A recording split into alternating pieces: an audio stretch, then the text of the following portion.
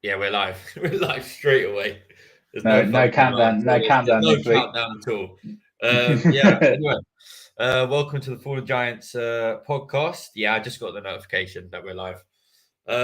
Yeah, this is our final Premier League review, and it's all eyes on the World Cup after this. Just me and Ollie today. We're holding down the fort, That's aren't why we? you got no countdown because we don't have the editing quality to do that. We're raw, me and you, just raw opinion. I literally, before we went live, I literally just said to Ollie, just get prepared that we may just go live straight away. As soon as it happens, we're Literally. live. At least Chaz gives us a bit of like we can get ourselves prepared and ready and that as well. But it is what it is. Yeah, this is it. First time we're doing it as a duo. Yeah, it is, isn't it? Actually, it's our first video together. Yeah, and I mean, there's no better way to, this is perfect. I mean, look at the smile on your face. I can just see it. It's radiating, mate. It's radiating. I'm ready. I'm ready to talk about mate, the champions of the Premier League. Mate, I've gone emphatic with the title. Like I'm going to say, I'm going to express why I've now made Arsenal front runners for the league anyway, put it that way. Obviously, I know Ollie and Chaz aren't going to go out on a limb and say that now. Too much pressure. There's too much pressure to start saying that. For me, there's no pressure. I just see it for what it is. So, yeah, that's it. I mean, well, you see it for what it is you 100% think we've won the Premier League. I'm very, very confident. As I said, it's not even, as I said, it's not just about. I'm not looking at the technicalities and the points to stats, nothing like that. I'm just looking at the intangibles and just my gut feelings about this. Why?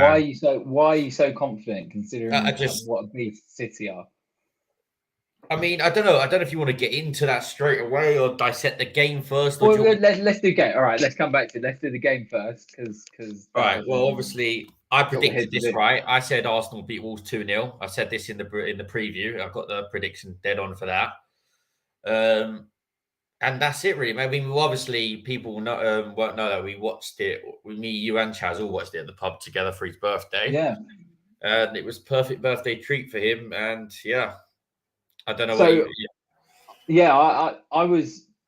I knew it was going to be a hard game. So apparently, obviously, we weren't there, so we can't judge it from this aspect.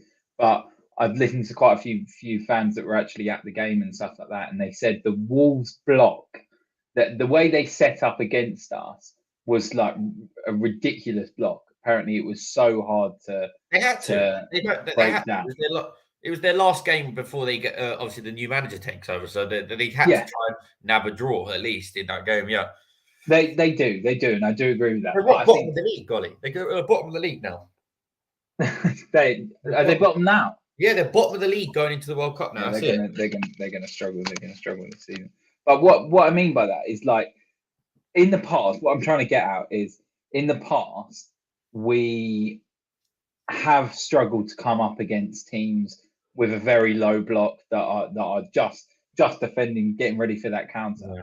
And what actually I think served us quite well, which I'm shocked in saying because of the player that he's been for us this season, but Xhaka going off like 16 minutes into the game or 15 minutes into the game, which was apparently because he was feeling ill, not because he had an injury or anything like that.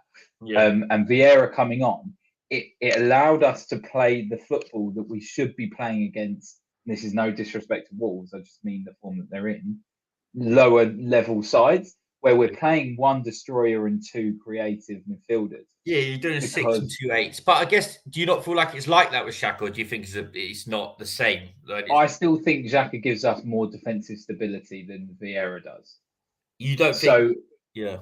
I think Vieira was perfect for this game, and he actually showed that it was. Like, in the end, we got the result, and we got the assist for the first goal as well. We got the assist for the first goal, and I think Odegaard showed a proper captain's performance in that game. That's the first time I think I've seen, because you know what you want from a captain is someone that drags you through a game and gets everyone up for it and leads by example. That's the first time I've seen him proper lead the team, because in my opinion, and I think a lot of people will agree with this, Xhaka is the unofficial captain. Yeah. He's the one that gets everyone together. He's the one that drags his heels through the game and everything. not that's the wrong turn of phrase, but you know what I mean. It was the first time that Odegaard has proper put a captain. Yeah. I remember briefly he scored a couple against Bournemouth at the start of the season. He deserved that.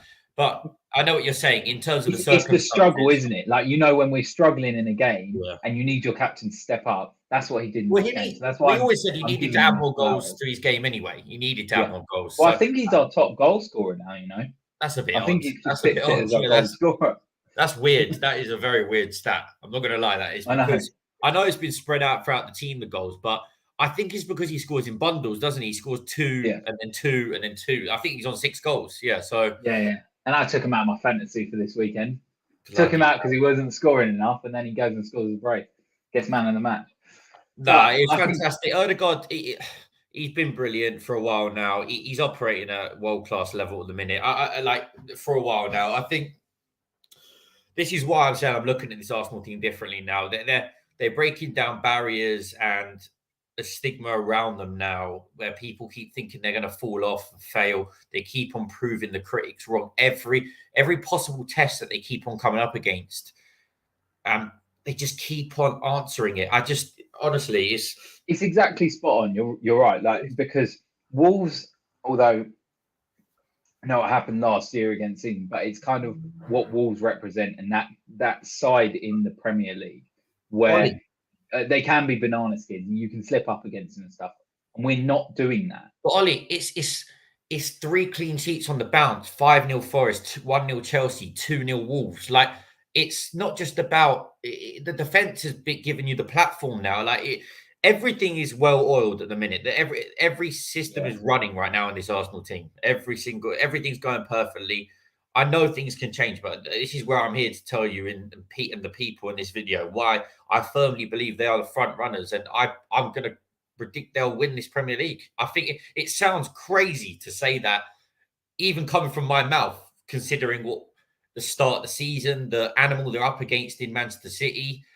But there's there's belief in the camp, and there's also belief from me, an outsider, and there's belief in the fans. Belief is the key word here, and I mean it's a bonus in itself. He's got you believing. The fact you're even believing in the first place is a bonus. But The fact that we're in this position, I think, and I was listening to the overlap before we jumped on there.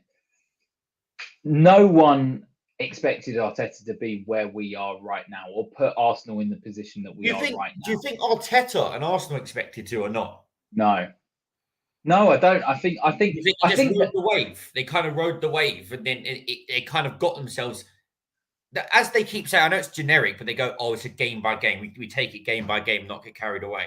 I think he expects, because I think, and we spoke about this on Saturday, he's almost like a freak in terms of the perfectionist and everything like this. Arteta. Yeah, he's got I to have think an he element of belief. genuinely I believes. think he backs his own hype. I think he does Yeah, believe. that's Otherwise, you what I would. mean.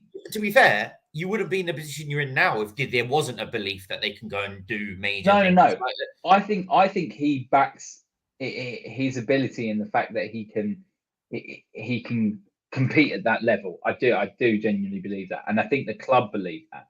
But I think we're earlier than we expected to be, or the club expected to be. I think everyone thinks Your that main right aim now we shouldn't be challenging for the title. We should have been Yeah. challenging for or Yeah. the Champions League spaces, Like, not the title. For me, as a lot of people say, I've seen a lot of videos. Expectations do change. For example, your expectations changed last year. You weren't even expected to get top 4 last year, really, and then they obviously did alter, and you were expected to get it in the latter stage of the season. Now, I know it's a bigger step, but you are kind of expected to challenge. I know you and Chaz and other people do believe you'll challenge. Well, you firmly do believe you'll challenge now. You've gone out and said that. So, well, this is what's going to be different this season compared to last season. Is that last season we got into a position where we were challenging for Champions League, where I know 100%, and most other people did. That's not what the aim was. The aim was like 6th or 5th to get European space. It wasn't top 4. So what we didn't do last season was recruit and back up what we needed to in order to get that 4th spot or 3rd spot, because 3rd was still open. Yeah. Chelsea weren't amazing. Like they dropped a lot of points. Yeah. You would believe What you had a belief you could even nick third. I thought we should be aiming for third, but look, we didn't, and we fell short.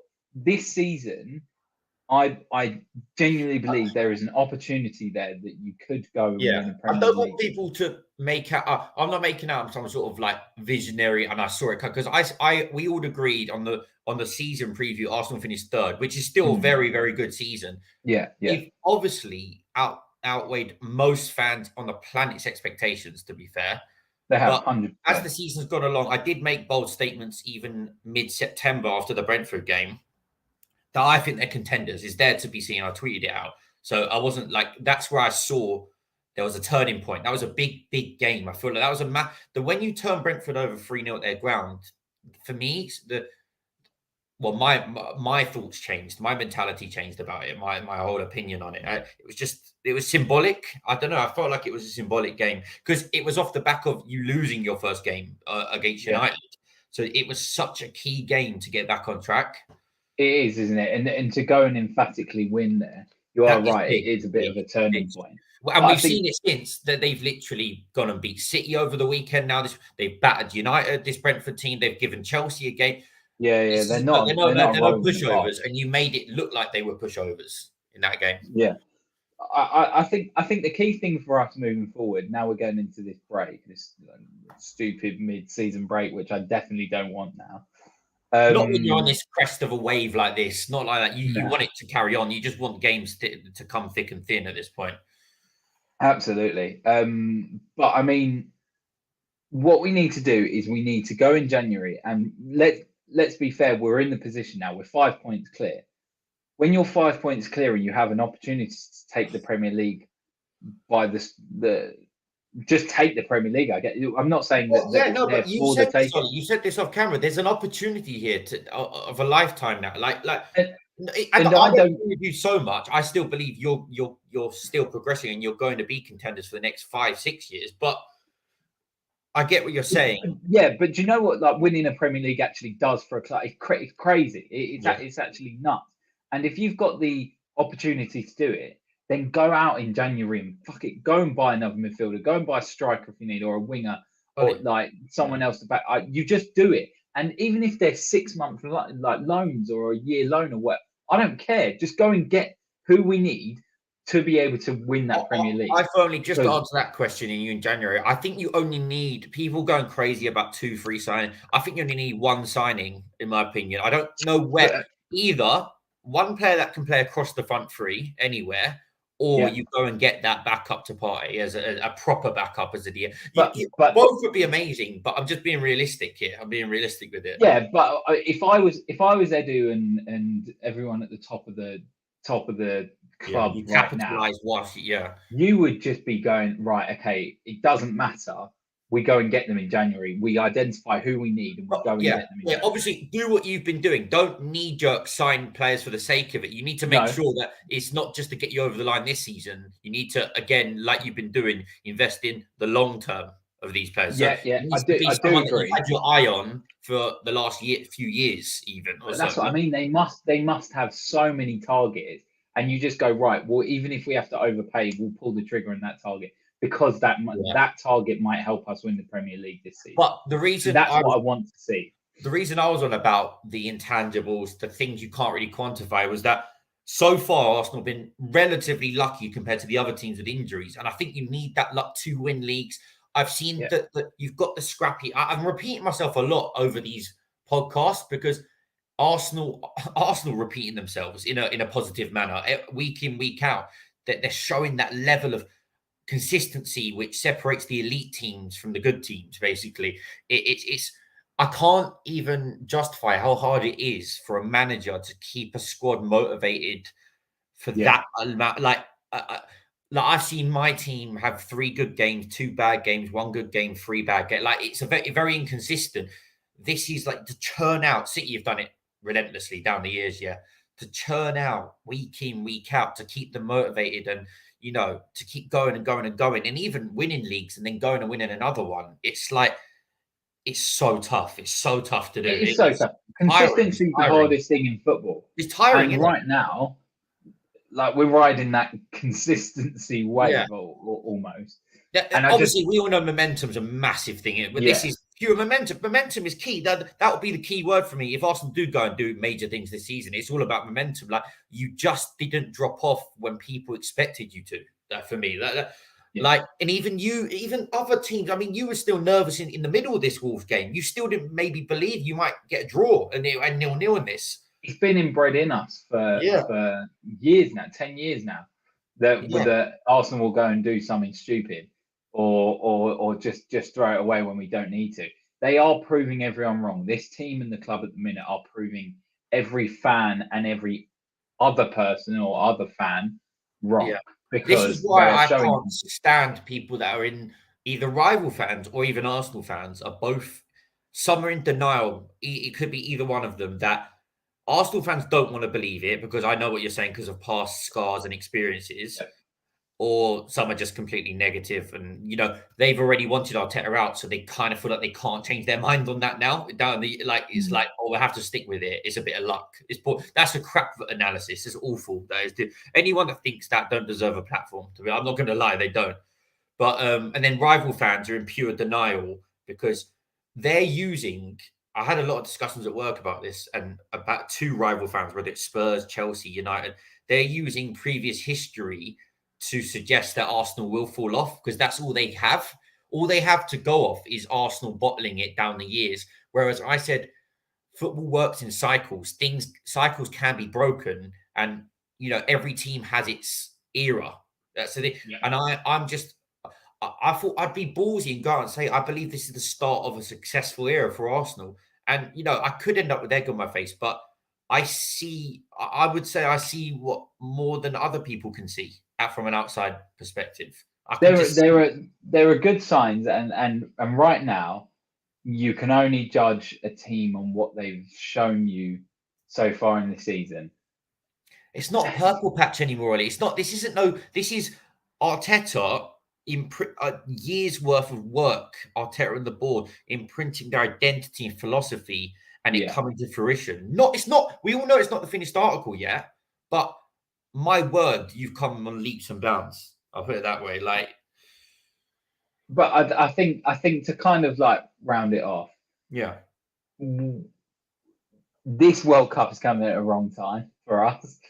But that's what I Malison don't said. think But I don't think yeah. I don't think that's true. But go on, finish what you were saying. I I was don't. just going to say I think the World Cup comes at the wrong time because you don't know how everyone comes back from that World Cup. You Yeah. don't know if the confidence is exactly the same. You don't know if the momentum's exactly the same. No, it won't So be. that's going to be a bit of shady water.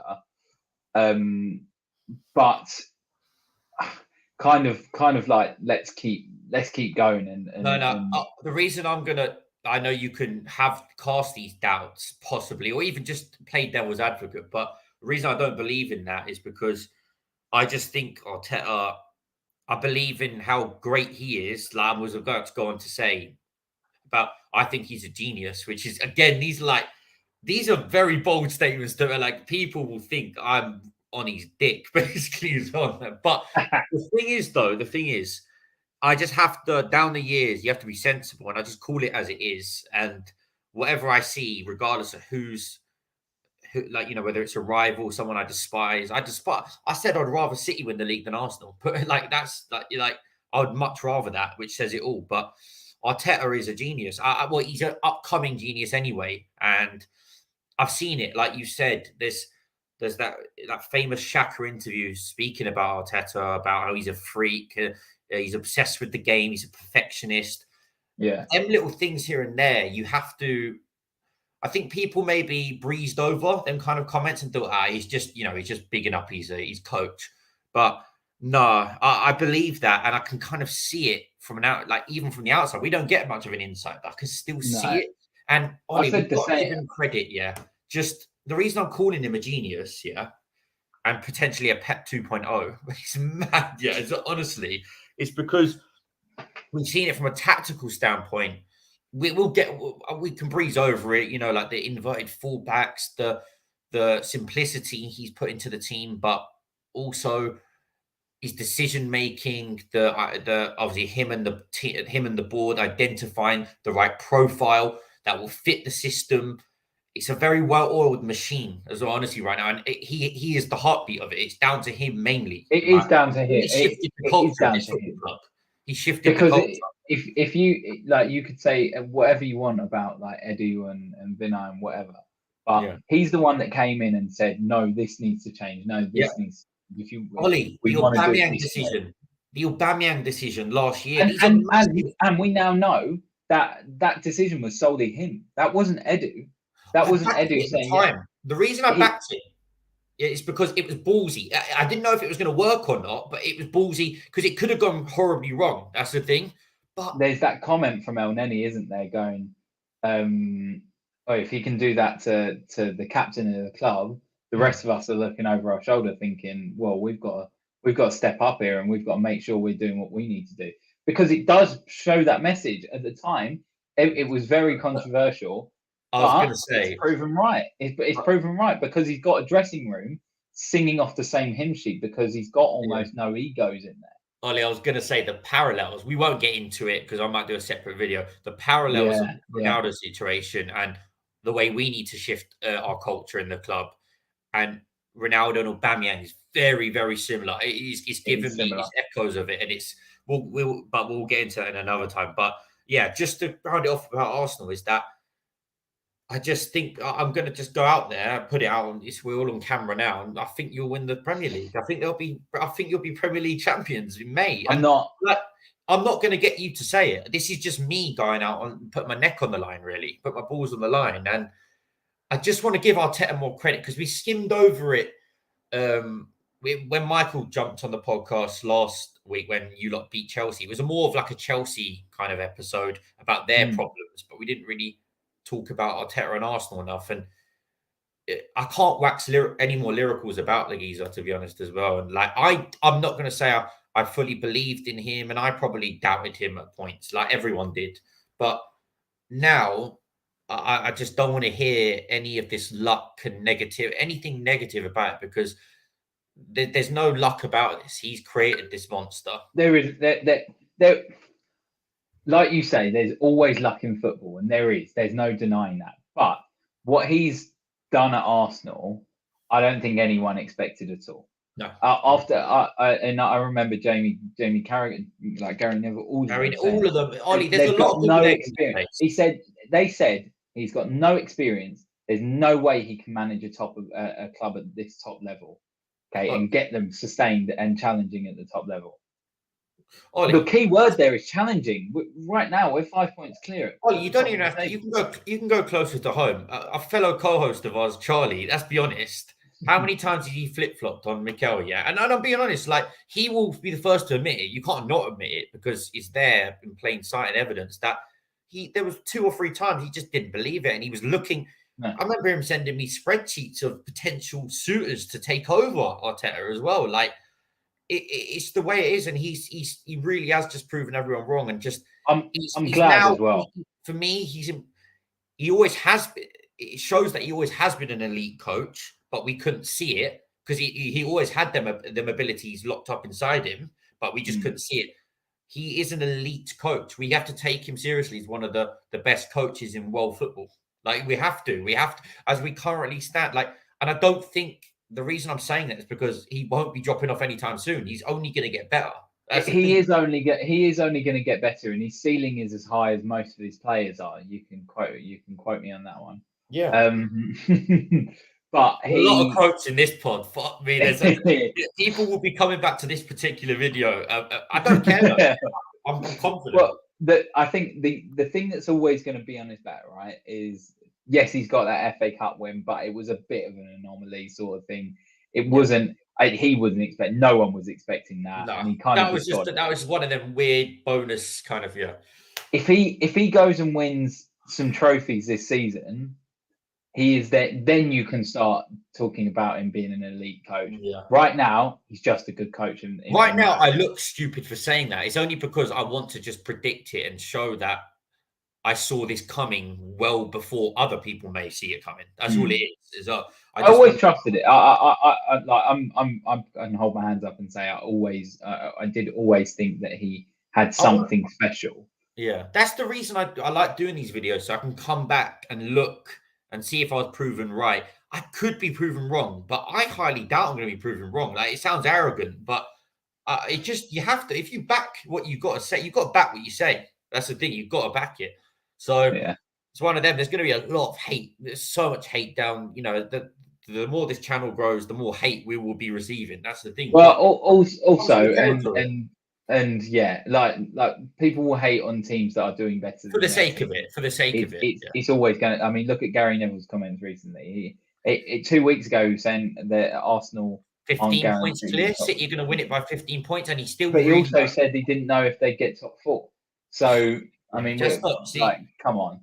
Yeah. Well, but talking about that, should we wrap that Arsenal then? And because I think we've given it enough. Well, I've given Arsenal their flowers. I've literally said Arsenal win the Premier League and Arteta's a genius. So I don't think I can really get any more praise than that, to be honest. Yeah. So we move up north to. Well, funny enough, we were actually playing down west in London actually as well. But yeah, London, we take the 3 points back up north though. Well, as some people say, down to Kent. But yeah, it's one of them. Obviously, United nick it right. I mean, it was the last Premier League game before the World Cup, so obviously all eyes are on that game. It was so obvious that people wanted to get that last bit of Premier League action hooked in their veins before the World Cup, because they know it's sad that we're not going to see club football for over a month now, 5-6 weeks. But yeah, so yeah, United right at the death. I mean, I even put some messages in the group just now, for fuck's sake, what a shit way to go into the World Cup for us. And then we scored literally a minute later. I mean, a name that has really done the rounds, especially last night, Alejandro Garnacho. It sounds he's your Martinelli, isn't he? Alejandro Garnacho sounds like he should be a good football player. It sounds like it. There's something sexy about it. There's something just like, do you know what I'm trying to say? It sounds like it should be. He was born to play football. You can't fail to be a superstar. You can't fail with that name now. You can't fail with it. But yeah. So it was. I don't know. Did you watch the game? Yeah. No, I didn't watch the entire game. I got the highlights of it. Yeah. So I watched the game. I was nervous going into this. I got this prediction right. I said 2-1 United. So right at the death, I got this one right. Oh, so you had two out of 2? Yeah, 2 out of 2 this week. And I think it's one of them. It was a really weird game, actually. It's pretty much been the story of our season, where flashes of good football, flashes of a bit flimsiness still in there, and a little bit of the... It's hard to... United are in that process right now where you don't really know what you're going to get each time. Hence why we lost to Villa last week. We don't really know about United. It's a bit of that. We're walking into the bit of the unknown when you watch them. You see what we were talking about Arsenal just then, about the consistency. You have the exact opposite of that in it. You don't know when you might get really good. I don't expect that now. It's impossible for us to have that. You can't. No one in world football, even Arteta has proven anyway with Arsenal, he wouldn't be able to get us winning every single game like you lot are. You need the right tools. You need the right backing, the right, journey, just everything. Everything needs to go well, basically. But yeah, we nicked the win at the end. It was a weird game, though. Like, I think the game should have been a draw. It deserved to be a draw, that game. It looked like it deserved to be a draw. Although both teams had serious chances. Tom missed 2 headers, didn't he? Like straight, should have been goal, easily. Yeah, but we also missed a shit ton of chances in the first half, where Eriksen right at the end of the first half should have made it 2-0, and that would have may have killed the game off before half time. Martial went through a couple of times where he could have scored and they cleared it off the line. We were playing some decent stuff. We were much of a threat on the counter. Even start of the second half, Elanga gets in behind. Leno makes a bit of a mess of it, and Rashford nearly pokes it. So we could have had, if we were clinical, we could have 3 or 4. But then I think Fulham could have had about 3 or 4 as well. They had a few. Vinicius had one. Tim Ream with the header. There was a few for them. Willian was typically just unclinical. But no, it was a good game, and Fulham are a very, very good team. I'm really impressed with them. I want to give Fulham a bit of Yeah. juice because I think like we all agreed. I can't remember where we put them in our predictions, but Well, I think I we all said they're going to get certainly, relegated, mate. I'm not going to lie yeah, to I you. certainly thought they were getting relegated. We also said And Wolves. I think we said Wolves get 8th place. yeah. Wolves being much higher Well, you never than know. where We'll they see are. second half. I still predict Wolves will come back anyway. They're not going to get relegated. I think Fulham are safe. Oh, Fulham are I safe for think me. Fulham are I safe. think Fulham are They've safe. done enough now.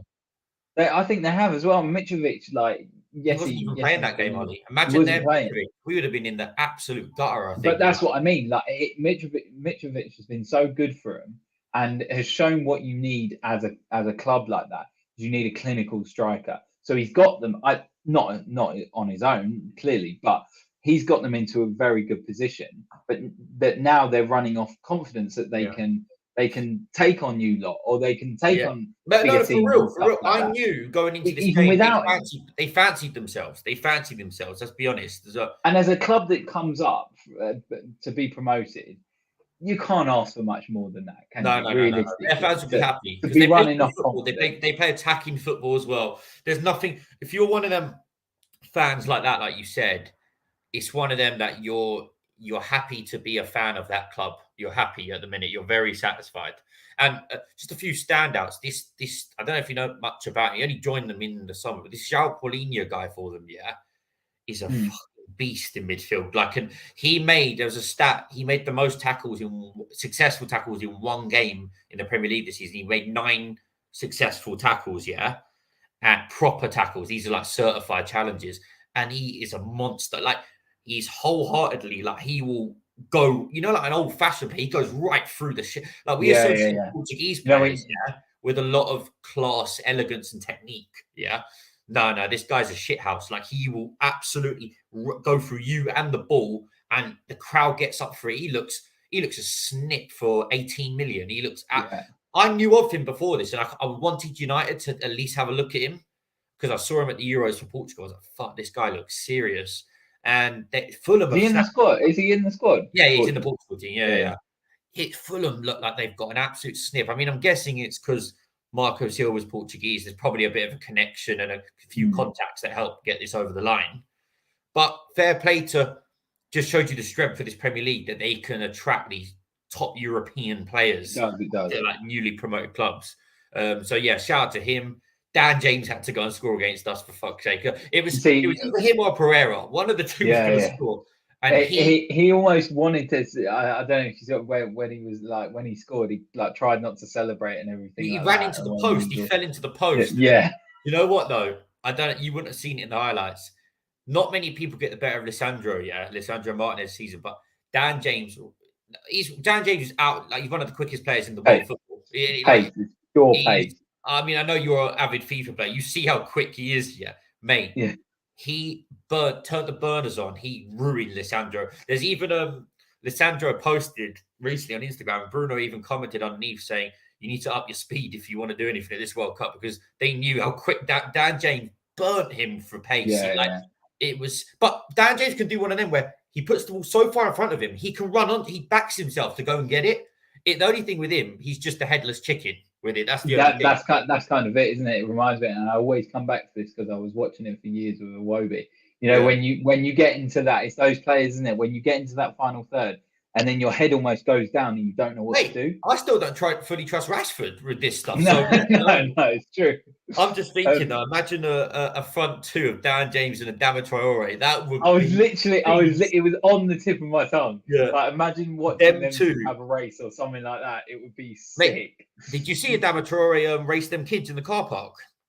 No, what's that? These kids asked if he could have a race with Adama after he was literally just come outside Sainsbury's, and he literally put his bags and shit down and raced them. Did any of the kids win? Yeah, he was barely moving, man, and he still won. Yeah, he's one of the quickest players I've ever seen in my entire life. I've never seen something like it like that. It's a freak, isn't it? It's a freak of a genetics. Like it's not real. Like it's not. It's crazy. But imagine you had a football. If you had a football brain, you'd be the best player in the history of football. Like genuinely, you'd be unstoppable. But then you look at players like Vinicius, right? Who is kind of that quick, and he actually does have a football brain. Like he's talented. He's a talented footballer, and you can see what he does. I would love Vinicius Junior to be in the Premier League. I would fucking love it. I'd take him at Yeah, Arsenal all day long. I Like, can't really like see where. Yeah, I lauded you lot, but I don't think you can out here start signing Vinicius and that as well. well, when we won the Premier League this season, you watch next season. Upgrade Mate, on Saka. I We'll think get he's Vinicius Junior. bloody hell. This is all right. Well, let's see if that happens. Charlie's just said I should get a better camera. Well, listen, Charlie, I'm trying to save a bit of money. Well, start liking the video. I don't want to talk about Emery, but we're not here to talk about that this No. video. This isn't Arsenal United. Yeah. I don't know what this We're is not on talking about. about Emery. Emery was a past manager for us. Sorry, yeah, I may as well, to wrap up United, I may as well just say perfect way to end. It's such a relief to go and win that. And do you know them it's no better feeling than a last minute winner in it as well. You're actually so true. I fully didn't believe we'd get it. That's the thing. When you don't believe it and he just comes at you unexpected. Young Alejandro Garnacho, Chaz seems to really rate this guy even higher than I do, to be fair. I still think I'm going to keep my feet on the ground with him. People are talking about like world-class talent. I don't want to go and say this bullshit. Like, I've not seen enough of him yet to start saying this. Like, the Martinelli comparisons are very good, though. They're very, very, that's not a mad thing to say. Both direct, energetic. I can give you like the Martinelli thing. I can give you why I see him so similar to Garnacho. Garnacho's younger than him, I believe. Yeah, he's 19. Yeah, I don't believe Martinelli is going to be a world-class superstar or anything like that. No, I agree with you. I think he's going to be a good player. I think he has a ceiling. He has a ceiling, Martinelli. I don't think he's going to be crazy, and I feel the same way about Garnacho from what I've seen so far. I'm pretty sure Chaz didn't Chaz compare Martinelli to the next Cristiano Ronaldo. I swear, has he not said that in the past? Martinelli to Ronaldo? I don't give a fuck. In my eyes, he said it with pure vim. So yeah. No, it's a good comparison because Ronaldo and Martinelli are very similar. But wait, Ronaldo, what? Oh no! I'm not letting you get away with that. I'm not letting you get away with that shit. Ronaldo and Martinelli are very similar. They are. The way they play are very similar. Chaz patting him up. Young Ronaldo. No, he's not like a young Ronaldo. He's not. Young Ronaldo was different beast, mate. No.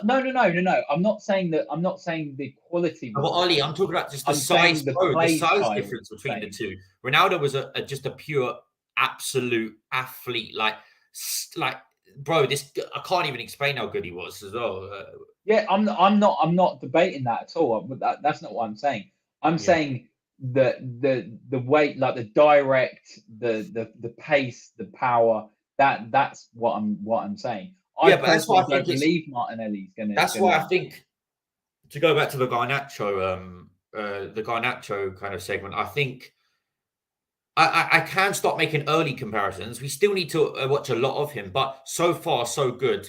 He's not my ideal style of player. I'd rather an Anthony or a Sancho, a bit more technical. I like my technical players.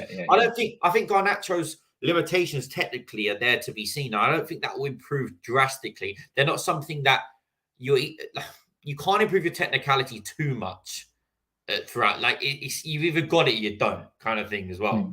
Other game aspects you can improve off the ball and things like that. But I think he'll be a good. I think he'll be a good weapon for us in the future. That's the way. I think I don't want to be managed properly as well. Yeah, apparently he's got a few attitude problems. I don't know. Listen, but people have said it. Chaz actually said it even in a good way. Some arrogance is good arrogance. Like, he could channel that into some. Because remember, Cristiano Ronaldo is arrogant. Let's be real. You have to be a bit. He's got one of the biggest egos in football. Neymar's arrogant. Messi's arrogant. You've got to have that to get to the top. You have to have a level of arrogance to be an elite sportsman. But I don't want to talk about him in this breath at the minute because it's unfair on the kid, first of all. And agreed. That's why I said about management. Yeah, just let him grow. But I'll still go out and say, my early takes are, I think he'll be similar to Martinelli, where I don't think he'll ever reach I don't think Garnacho will ever reach a world-class level. He doesn't have the technical security and ability to actually do that. I just think he could reach his full potential. Is just he'll be an exciting quality player throughout Europe. Like, not every player has to be world class. Like, do you know what I'm saying? Not every player has to go on to be a Ballon d'Or nominee. No. You look at some of the best players that play for top teams and everything like that will never be in Ballon d'Or conversation. But just keep it. Let's keep it. Like, you need to earn your stripes to even be. You really need to do something in the game to have these conversations. Like, even a young, like you brought up Vinicius, another good example. He's on the periphery of it, but you wouldn't say he's world class yet, even though this guy scored Champions League winning goals. Like, and we're still not calling him world class. He could be. I think he's very close. Or you could argue he is, but that's how much it takes for you to have that label applied to you. Yeah, just you going to a World Cup and lighting it up and stuff like that doesn't make you work. Would you even say Arsenal? Would you say Arsenal have a world? Would you say Arsenal have a world-class player currently? No. Because I think the closest player that we have with the potential is Odegaard. Okay, yeah. I can sit there and dig with that. Yeah. I wouldn't chuck it. I agree. Like Charlie's put in the comments and stuff, it is too easy to say world class. It is too easy to say world class because someone has like think of the conversation we're having about Garnacho right now, right? He deserves his flowers because he had a good game last game. And he deserves. He's had a good 2 weeks, to be fair. He's had a good few performances. Yeah. But straight away we go into, well, this kid could be world class or whatever. And just things like that. We just need to calm ourselves, innit? We need to make sure. I just want to give. I do want to give the kid the credit though as well because. He'll always have that to look back at a Premier League winning. That was his first Premier League goal. Wins it. It's scenes, isn't it? It's scenes. When you get your top it's significant for him. He'll never forget that memory. It's one of them. You can't. It's for Man United. It's massive. It's absolutely massive. And who knows? The world could be at his feet, but that's just wait and see with him. Give him his chance to grow. Like, look at Foden. Pep kept him out of the limelight for years to let him grow and do what he needs to, and now look at him. That's how young kids with loads of talent should be treated. The last thing I'll say about United, buzzing with the win, it's ticking along. We're in 5th place. I'm not going to sit there and I can't really be too disappointed with it at the minute. But I will say that I lost my train of thought now. I've lost my train of thought. Do you think you'll get 4th? I'm not. I think you'll get a Champions League spot. No. Right now, not currently. No. I don't trust us enough to do it yet. But let's see if they can prove me wrong, like other clubs have proved that, like your clubs prove you wrong. But no, it was about what was it about? I think it was about Garnacho. I completely lost my train of thought. It was something to do with Garnacho. It was as well, just to wrap it up. Fuck knows what it was. I lost it. But Charlie's posed a good question. Will United finish above Spurs?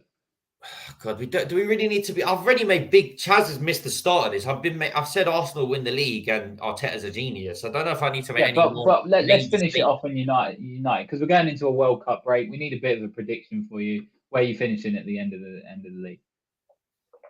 No, I'm still going. I still think we finish 6th. I still think we finish 6th. Below Spurs. Yeah. I think Spurs will get what, 4th or 5th? Yeah. Them, Chelsea, Liverpool, but I still don't trust us. Chelsea, because I want to touch on.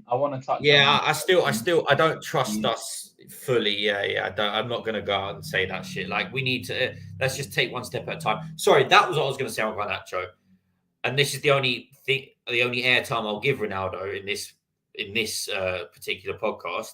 Do you not find it ironic that the day all this Ronaldo saga comes out is the day Garnacho fully announced himself on the scene for us, almost as if it was like poetic, like written. It was almost like it was written that a new kid on the block announced himself as the previous legend who once was a kid has completely denounced himself and cut his ties with the club. This is just it's one of them that I'm just saying it for the sake of it. But if he does go on to have an absolute stellar career like Cristiano, then it's just like this day will be remembered forever. It will, honestly. It will, but that's huge statements. Yeah, but I'm just saying. You're saying he's the same as Ronaldo. All I'm going to say, I'd rather run Should we move right on? now anyway. Yeah. But anyway, let's yeah, just go on. quickly touch on the Newcastle Chelsea, because I think Newcastle, we've on this channel, we're all agreed the job that Eddie Howe's doing, the position that Newcastle Well, in. you say that we Crazy. all of us apart from Allison, yeah. Oh yeah. He's the only one that's got an agenda. Yeah, but that is agendas, because Eddie Howe plays progressive. He can't deal with it. He can't deal with that. They should have got Eddie Howe instead of Conte. Basically, he can't come to terms with it. But I think the position that Newcastle have put themselves in, no one expected this. Like, I gave Arsenal all their flowers. I gave Arteta all these flowers. Everything I said, I echo the same with Newcastle, but maybe even a little bit more. I think Newcastle. I think more than Newcastle have been pound for pound the best team in the league this season, and Eddie Howe's pound for pound the best manager in the league this season. The resources that they have right now, I'm not talking about money, because we all know what the club ownership and everything. I'm talking about the resources that the club have right now. They should not be third in the league.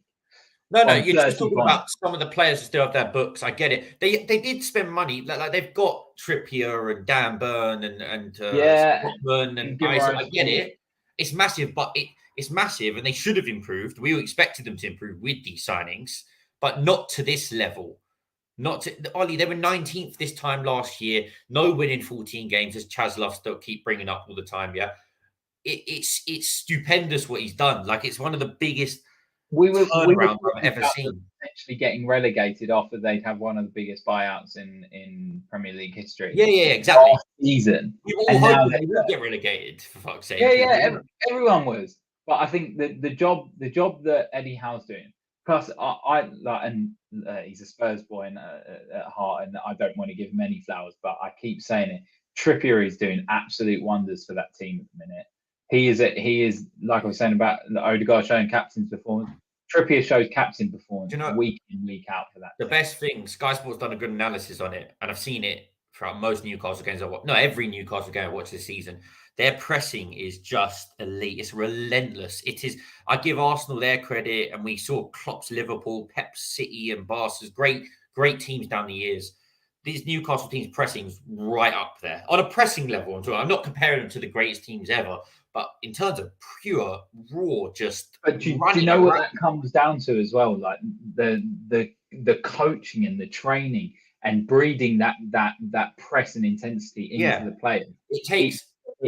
I was listening to something the other day about. I think it was Wilshere talking about Arsenal's training. No, I've seen that. Like how intense it is, and that's because the pressing and the energy that you put into a game, you get because of what you put in the training field. So that comes from Eddie Howe again. The reason they're pressing, it takes a lot of Eddie Howe. Yeah, it takes physical and mental exhaustion out of you both. Because you have to get everyone on board to press, so their mentalities need to be right, and then they have to have the physical, literally the legs to do it as well. That's the thing. It's a lot to do. As I said, when I told you about relentless consistency, how exhausting it must be, it's one of the most underrated, unappreciated things in football to this, like in the modern game. And Eddie Howe, the way I spoke about Arteta, I echo that for Eddie Howe. I don't know if it's going to be an interesting one. I think we could do a comparison between the two, maybe in another video, because I think even Chaz will probably edge with Eddie Howe, because he's actually believed in Eddie Howe a lot longer than he has Arteta, to be fair. So but right now, because of who they've got, and you just said it there, mentality, the understanding of what they need to do, the legs in the game.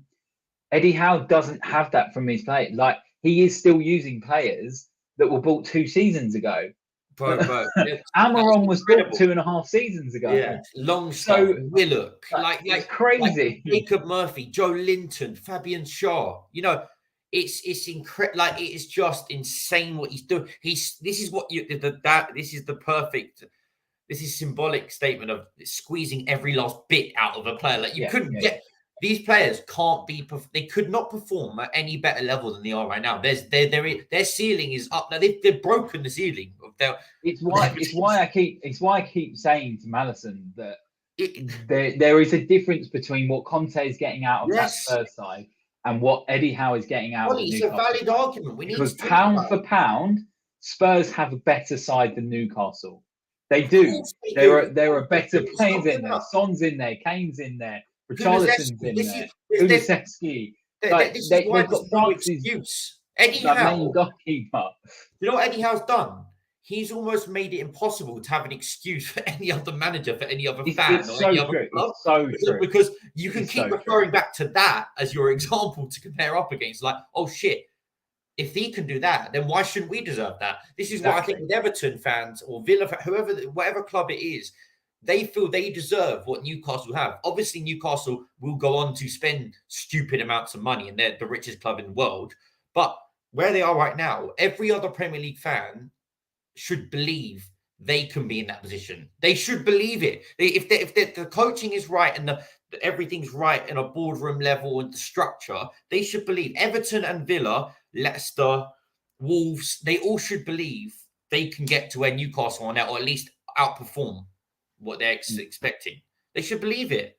I agree. I totally agree. And you can't really say anything about it. Like, look at the opposite side of Potter, where he looks like he's in a bit of trouble, and I mean, he was talked about higher than Eddie Howe. So you posed the question, and I'm half in agreement with you more than Chaz. Chaz thinks it's ridiculous for people to be even talking, even mentioning Potter, being sacked by Chelsea.